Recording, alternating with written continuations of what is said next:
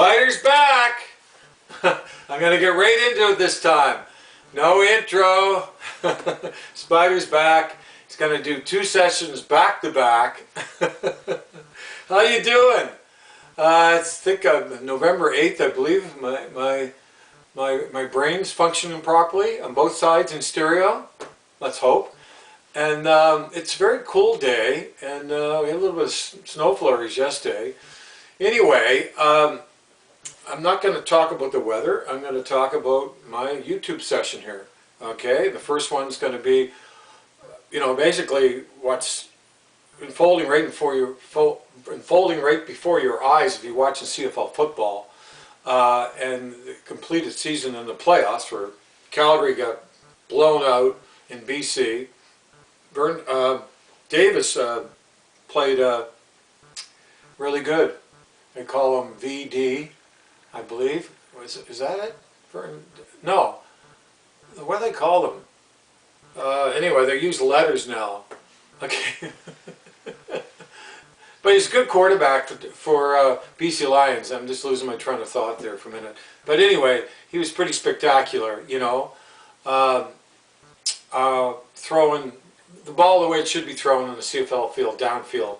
Okay, not crossways, which is happening more and more because of the ridiculous hashmark rule, which is a DUD. Okay, I'll get into that as well. The Canadian ratio is really showing its true colors, and needs to be abolished. And I thought maybe there's some good Canadian quarterbacks in university football right now. Bring them in. I mean they got at least. This 23 snap ridiculous American, like naturalized Canadian thing. That has to go. That has to go. They want to reduce it to 5. The Canadian starter ratio it's to 8 now. You imagine from 7, and it doesn't ever show on the field. It's got to be abolished completely. Or if they're going to reduce it, like in stages, go down to 4, which it should go down to 4. Then maybe make a Canadian starting quarterback that starts. Take up not 1 starting ratio, Canadian starter ratio spot, but 2. That's what I would do. Encourage, because I think there's potential with what I see Canadian quarterbacks. They're in the NFL now, and there's several of them, and in college football in Canada. I think there's potential to bring them along. They're playing 3-down football. Bring them along. But the Canadian ratio is got to go, and the 1-year contract's got to go. The Canadian ratio is killing. You can imagine Calgary Stampeders. They can't play their best receivers. Henry's injured, but even if he was, how do you get him in the lineup? They'd have to. They're playing Canadian backup, guaranteed starting ratio receivers that aren't and no business being on the field. And that's not just them. Every CFL team, no business being on a CFL field, and they're not allowed to play their best American receivers. Come on, or the best American running backs, because they can't put them on because of the Canadian ratio. They can't put them on the team. They can't play them in a CFL regular season game or in a CFL playoff game. They can't play their best players. Can you imagine a league of so-called professional football? You can't play your best players? Are you kidding me? How many fans would the NHL have if they had to sit some of their best players on the bench and they couldn't play them? How many fans would they have? How many fans do the Blue Jays have? How many fans do the Maple Leafs have? They'd have none. And that's what's happening in the CFL, Randy Ambrosi, and who you were in bed with the Canadian Players Association, took the CFL to court when they wanted to get rid of the Canadian ratio. That should have been gone a long time ago. That's old school. That doesn't work. And it's getting worse. You made it worse. You gave in to the Canadian Players Association, by the way, which needs to be abolished too. That has to be taken down. Listen, the owners have to get together. Screw TSN. They don't promote the CFL. They just take their paycheck. Exclusivity? Are you kidding me? They don't, other than playing the games, showing the games exclusively and taking the paycheck from their sponsorships. They're not doing nothing for the CFL to promote the CFL. And by the way, am I ever right? Now on regular CTV, which they don't show one CFL game, nor the Grey Cup on CTV, when the Argonauts is partly owned by well, Rogers, and they're merged as one company with Bell, right, that owns TSN. It's unbelievable what's going on here. And CTV are showing not only a game like on CTV on Sunday, they're showing football all day into the evening now on CTV and CTV2. Imagine, and not one CFL game, our own brand of football on CTV or our Grey Cup. So, like, you have a commissioner that's not doing F all about it, excuse my French. He's not doing shit about it. Nothing. He's got to go. You can't have a commissioner like that can't even get that done. I mean, why would you even sign the papers, their deal with TSN, unless that was part of the agreement? Are you kidding me? Like, what is going on? And Randy Ambrosi, I'm going to get into the next session too, when I do a thing on you know, what's going on with a potential 10th CFL team in Halifax, and how you can see in the video that I'm going to show next session, after this section, how dishonest he is, and the kind of bullshit he is, and you can't trust him. And he's supposed to have a mandate. He's not doing shit, and I'll tell you why. Okay, in the next video. Okay, it's going to be a good one. But getting back to, like, you know, I'll give you an example, the one-year contract. So we got the Canadian ratio. That's a major problem in the CFL. That's why Ottawa Red Blacks were no good.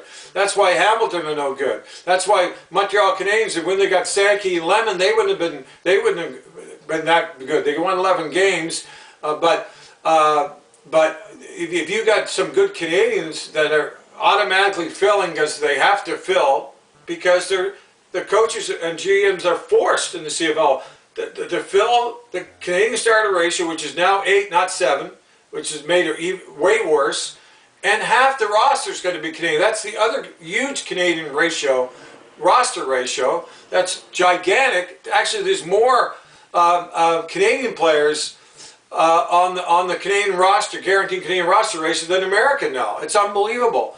But can you imagine? So if you do have a good Canadian starter, and a lot of them go down injured, okay, and you have nobody to replace him. You have a backup he's not good enough. And a lot of times the Canadian receivers that start, and of course the Canadian linemen, it's blatantly obvious that you're not good enough to play. There's very few that are, and they're getting paid $200,000, and they're horrible.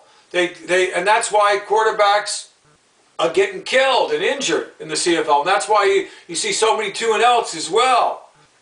Okay, and because they can't protect the quarterback, so if I own the CFL team, I have my biggest investment in my quarterback. I want to be able to recruit and you know, like, put on my offensive line, the best offensive lineman available. Wouldn't you want to? You know, protect your investment. Well, you can't do that in the CFL, because that's where they put a lot of to fill the Canadian starter ratio. Guaranteed Canadian linemen that aren't good enough to be on the CFL field. And it's obvious they aren't. They're only there because of passport and the Canadian ratio. This has to go. All this got to be abolished. And no, don't reduce the Canadian starter ratio to 4. No, get rid of it completely. And make the Canadian, and bring in more Canadian quarterbacks from college football, but make them have to make the team. Don't put them there because they would take up one spot of the guaranteed Canadian ratio, okay, out of the 8, not 7 now. No, make them have to make a team. Make every Canadian player have to make a team. And by the way, I want to see the best Canadian players play in the CFL, but only if you want to play in the CFL, not in the NFL, and only if you're capable and have the ability and the merit to make a CFL roster too. There's no guaranteed half a Canadian ratio roster either. That has to go. Like, that has to be buried. That has to be abolished, like, now. They have to make the roster and then make the team. And you can always have like 5, maybe a Canadian practice roster guarantee spots and develop them. You could have that. But the Canadian ratio, the starting Canadian ratio, which is used now, of 8, imagine 8, and they have to play more because of injuries. Can you imagine? No wonder you can't get American players up here. And now half the roster, and they have 465 votes. So see, they control the majority of the vote. The Canadian players, and they're running the Canadian Players Association. It's unbelievable. The Canadian Players Association needs to be abolished, okay? The one-year contracts right now, okay, like there's Calgary Stampeders, what were they saying? What team? Oh, Saskatchewan Roughriders, I think 37, and Calgary got 30 or 31. These are free because of the one-year contracts. The one-year contracts has to go. Ever since this all came down, the Can.Ratio is killing the CFL. The one-year contracts are killing the CFL. The hashmark gimmicky like DUD rule is a dud. Oh yes, Randy Ambrosy's supposed to make our game the best brand of football period in the world. Okay. It made it even worse, Randy Ambrosie. You see how easy it is to pick off now when they're throwing sideways because of the narrow hash marks, because it's shorter to get it out there, you know, because and they're getting picked off. So it makes it easier for them to be picked off, and also it creates they're throwing little sideways passes because of the hash mark rule. Under 10 yards, under 5 yards in a lot of cases, because it's behind the line of scrimmage or just a yard above it. Well, actually, sometimes it ends up behind the line of scrimmage because they're throwing it sideways because of the ridiculous hash mark rule that has to go, Randy Ambrosie. No one's talking about it, Randy Ambrosie. Nobody's talking about your hash mark rule. Nobody. And by the way, the high schools don't use it, or the university. A lot of the universities don't use it. Anyway, I was texting my son about my CFL red zone rule just recently. Like we got into a conversation, and let's see if I can find some of it. Read a couple of the things. He was in Vegas and he went to an NHL game, Golden Knights, and he went to see an NFL game too. And he doesn't watch NFL. He watches only CFL, and he says that the NFL, they hype the game. He says the crowds, the energy of the crowd, and how they make every game a spectacle. And I said this before, you can't knock that. You can't knock that, the way they promote and support their teams and fill stadiums. They got the population 10 times or 12 times more than we do in Canada. Yes, they have that advantage, but still, they don't have the negativity. They're more positive. Look how they support high school football and college football. And it's not like here. And I talked about my rule. I said, can you imagine if? And he says, there's no way. As long as Randy Ambrosie's commissioner, your rule will never happen because they're jealous of it, and it's because of ego. And it blows. And because it blows their hash mark, blows it out actually, their hash mark rule out of the water, and blows it. Yeah, blows it. It's a smoke screen, and it blows it out. it destroys it. It'll like eat it for lunch, Randy Ambrosie. And anyway, and I said that if my CFL red zone rule was like made part of a CFL 3-down game, it'll be the biggest buzz around CFL 3-down football, ever, and he said yes. He says the CFL would have, and they would have a lot more money. And I said they would generate a lot more money. He said yes, they have a lot more money if they made my CFL red zone rule part of our CFL 3-down game. And he said it'll make our game a lot better with my rule. And it's playing out during the CFL playoffs in the red zone like crazy. I mean, the Calgary Stampeders, how many field goals they have? They were in the red zone. They got stopped. Two down, undesirable two-down football stops in the red zone. It was older and more boring, like distasteful, non-eventful, predictable, by the way. Easy chip shot field goals. No one wants to see that in the 3-down game. Replacing my CFL red zone rule, Stampeders would have had a chance. Same with Montreal. They would have had a chance. And they got stopped numerous times, 2-and-outs. And it probably happened in the Western and Eastern Final like it did last year on the 2-yard line. That's what Rob Vanstone, he was at the Leader Post now. He works with Saskatchewan Roughriders as a writer for them, sports writer for them, for the Riders. And he says, Spider, in 2021, the CFL, couldn't have written a better script to prove why your CFL red zone rule should be made part of a CFL 3-down game. And that was during the season, during the CFL playoffs, and in the Grey Cup. It was so evident. And by the way, my CFL red zone rule is there every single game, just staring the CFL right in the eye, just waiting to be adopted. It's there it happens every CFL game.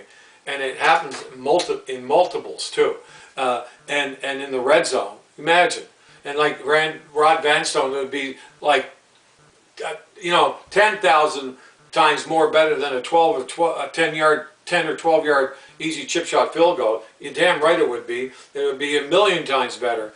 Anyway, I just wanted to read some more. And he says, here's my son, so what else he said? Oh yeah, he talked about the news of my CFL Red Zone rule was introduced. He said it'd be a huge buzz. And he said if you did a survey and asked, okay, what is the last major change rule for the CFL, I bet 80% would say I don't know. But no one would ever say the hashmark rule was. They don't even talk about it. Maybe overtime, he says, with the 2-point extra point, 2-point convert. But he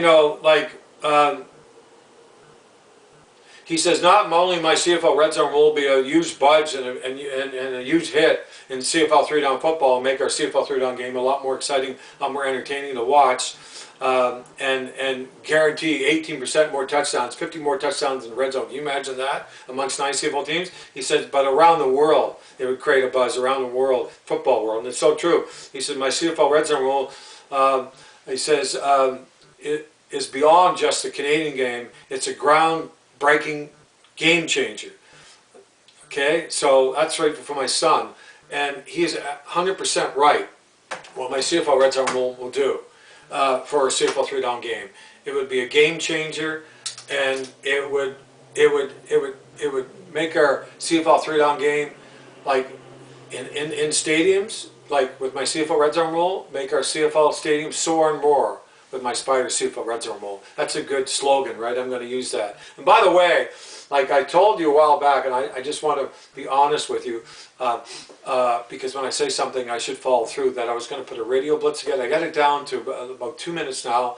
I've been working on it hard, and I have the equipment now to record it, so I'm going to put it on a flash card or whatever, or download it, right, and save it, and then play it back for you. Not my following section that's coming up, there's going to be a big one, okay, but the next one coming, okay, so it'll be probably next week. I'll have that, okay, and we talk about the Grey Cup, okay, so, okay, basically now we go back to CFL football, so we're going into the, on Saturday, in 2 days, we're going to Toronto Argonauts, okay, they had the bye, they won the East big time, they broke a record, 16 wins, 2 losses, well, tied a record for the most wins. Can you imagine? What an accomplishment!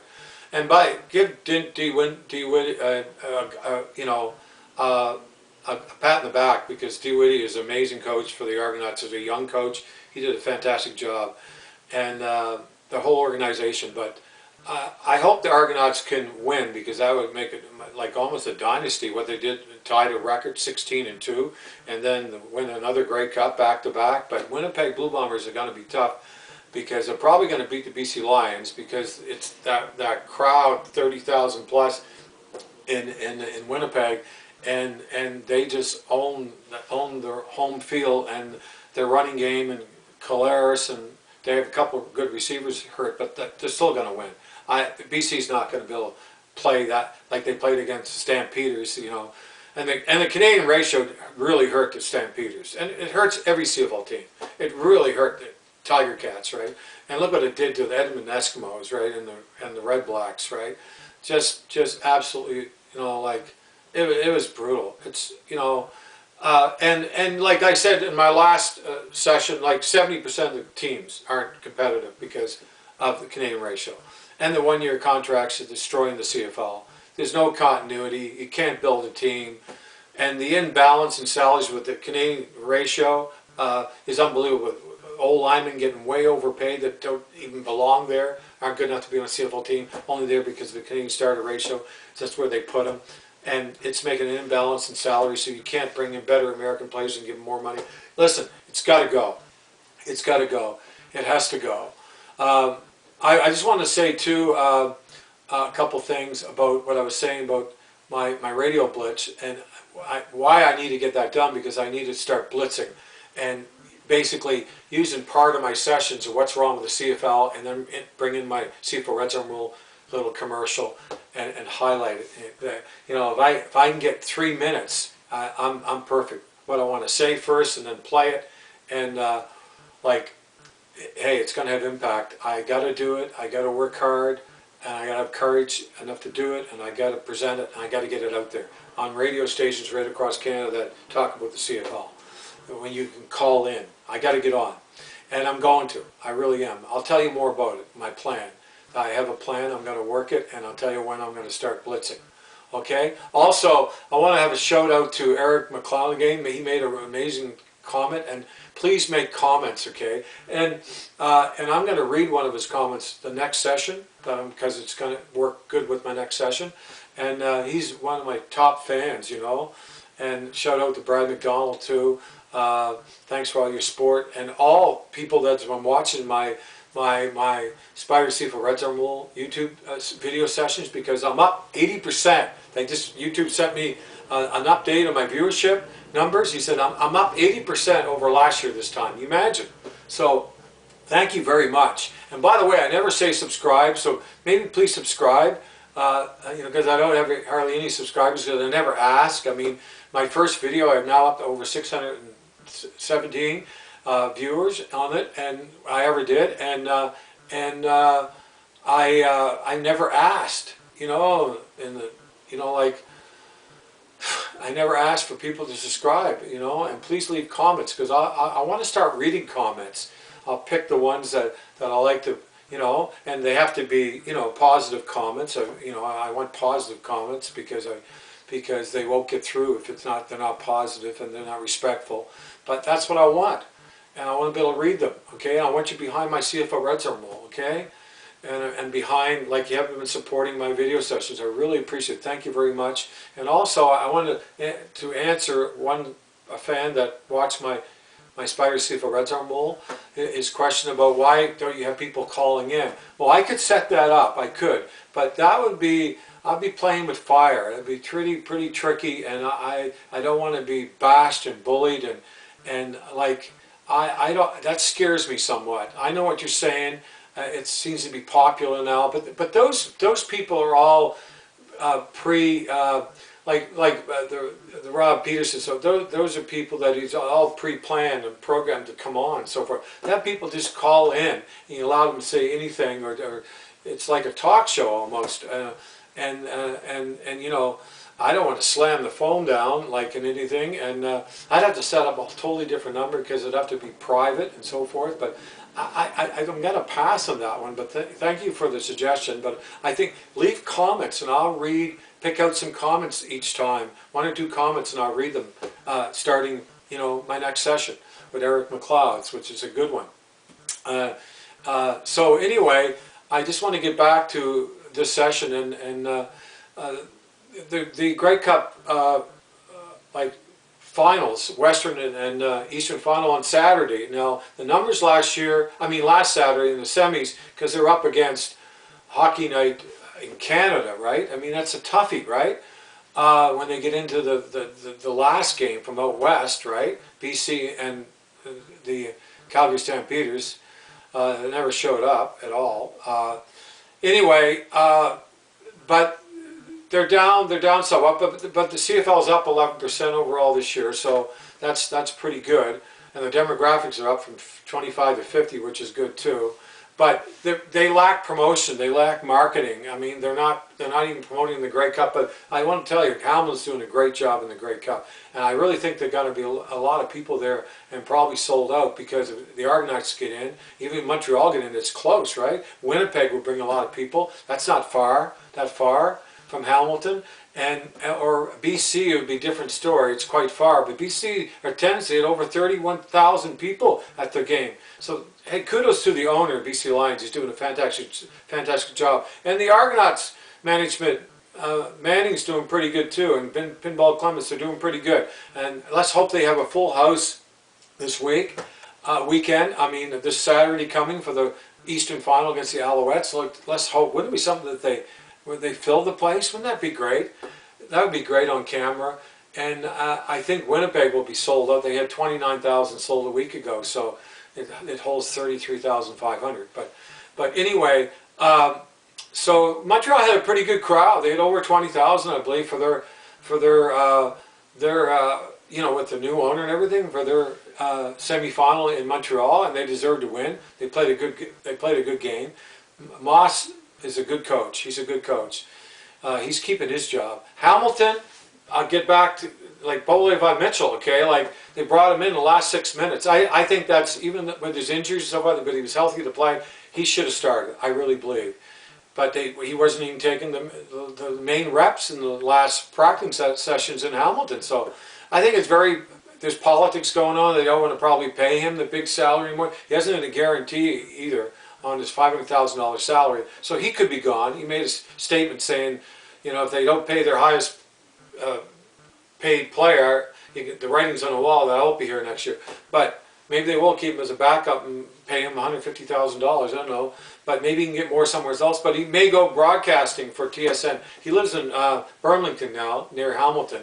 But he bought a house there. But anyway, this football here, my son, I'll just say a shout out to Bo Levi Mitchell, because let's feel for him. He did a lot for the CFL, and he stayed in the CFL. He didn't go to the NFL. He tried once, but that's the problem.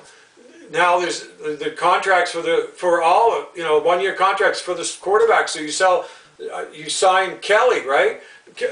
Like Chad Kelly in a 3-year, he can go to the NFL. Like they all can. 1-year contract, they can get out of it. This is signed by Bo Levi Mitchell. It was practice football when he was a Stampeders. My son got it for me, bought it for me. So that's why I always put it up on the set. I'm very, very proud of it. You know, why wouldn't I, okay? And we're winding down and get into the next session, but I covered everything I think I wanted to cover. But, you know, the big things here are the Can.Ratio needs to go. The 1-year contracts need to go, okay? They got to get the CFL on CTV and the Grey Cup on CTV. They got to bring in my CFL Red Zone rule big time.